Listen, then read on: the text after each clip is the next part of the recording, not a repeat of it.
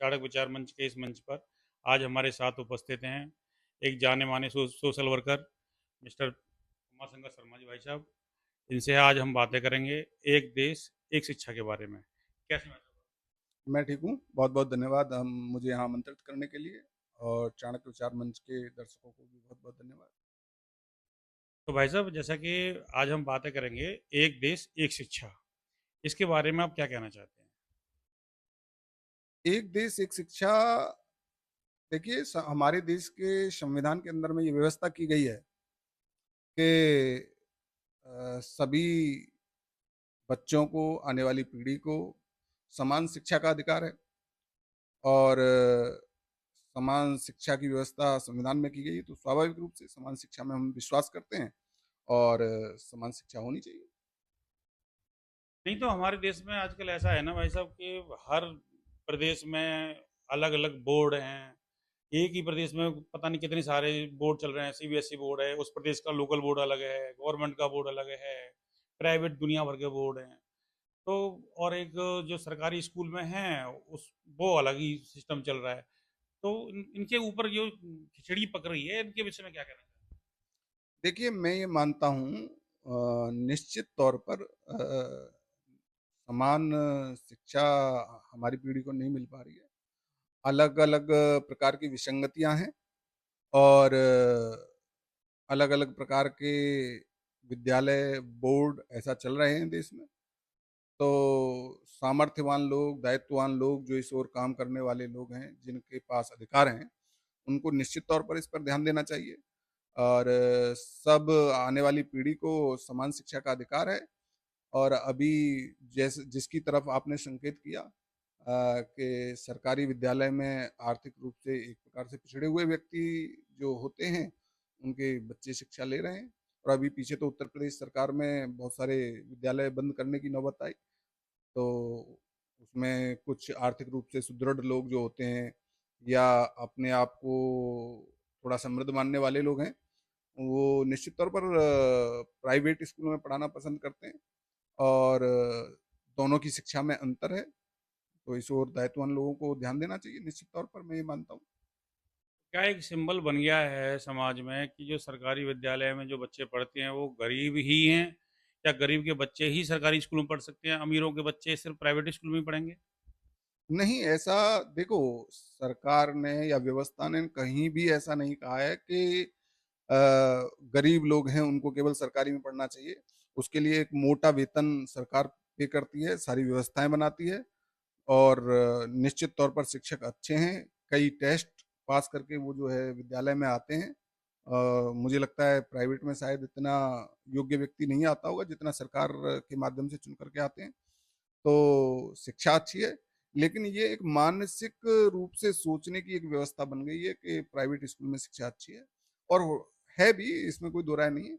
हाँ, इन असमानताओं के जो कारण हैं, उन पर सरकार या जो दायित्ववान लोग हैं, उनका ध्यान जाना चाहिए निश्चित तौर पर। ये मेरा मानना है। नहीं, वो तो बात ठीक है। सरकार क्यों कहेगी कि गरीब के बच्चे ही सरकारी स्कूल पढ़ें? शिक्षा तो सबका अधिकार है। इसलिए सरकार ने वो सारी व्यवस्थाएं भी की हैं। सारी इतनी बड़ी बड़ी बिल्डिंग हैं, इतनी अच्छी अच्छी बिल्डिंग है, इतने अच्छे अच्छे शिक्षक उन्होंने रखे हुए हैं। निश्चित तौर पर उस जो पिछड़े से पिछड़ा समाज है हमारा, गरीब से गरीब जो बच्चे हैं वो भी शिक्षा प्राप्त कर सकें, इसलिए मुफ्त शिक्षा का भी प्रावधान है। लेकिन हमारा कहने का मतलब ये है कि जो सरकारी स्कूल में जो बच्चे पढ़ते हैं और जो प्राइवेट स्कूल में जो बच्चे पढ़ते हैं, क्या उनके बीच में सारे वही किताब, वही सिलेबस नहीं होना चाहिए जो सरकारी स्कूल में है? हाँ, एक ये समान सिलेबस की जो बात कही, इस ओर व्यवस्थाओं को ध्यान देने की आवश्यकता है निश्चित तौर पर और मैंने देखा है कई प्रकार के बोर्ड हैं। उत्तर प्रदेश का बोर्ड है अलग शिक्षा का, सीबीएसई का बोर्ड है, आईसीएसई है और भी अन्य प्रकार के बहुत सारे बोर्ड हैं।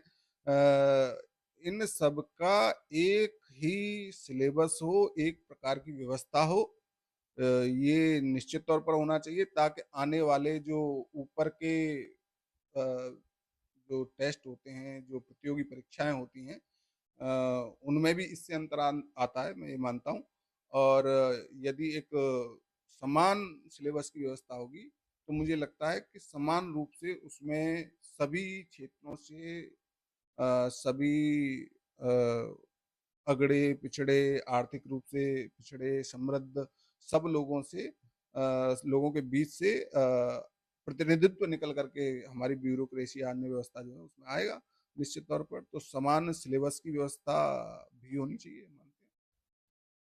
सही बात कही भाई साहब कि उनको भी उस मेन स्ट्रीम में आने का मौका मिलेगा, अगर समान शिक्षा अगर प्राप्त करेंगे वो भी ब्यूरोक्रेट बनेंगे। लेकिन अभी तो ऐसा लगता है ना कि प्राइमरी स्कूल के या सरकारी स्कूल के बच्चे तो पढ़ेंगे चंदा मामा दूर के, और आजकल देख ही रहे हैं कि जो कॉन्वेंट के बच्चे हैं वो कितना एक्स्ट्रा इंटेलिजेंट ही बोलेंगे हम तो उनको। जो बच्चे सरकारी स्कूल में छठी पांचवी में नहीं पढ़ पाते हैं वो आजकल नर्सरी में पढ़ लेते हैं बच्चे। हाँ, ये बहुत असमानता मैंने स्वयं देखा है।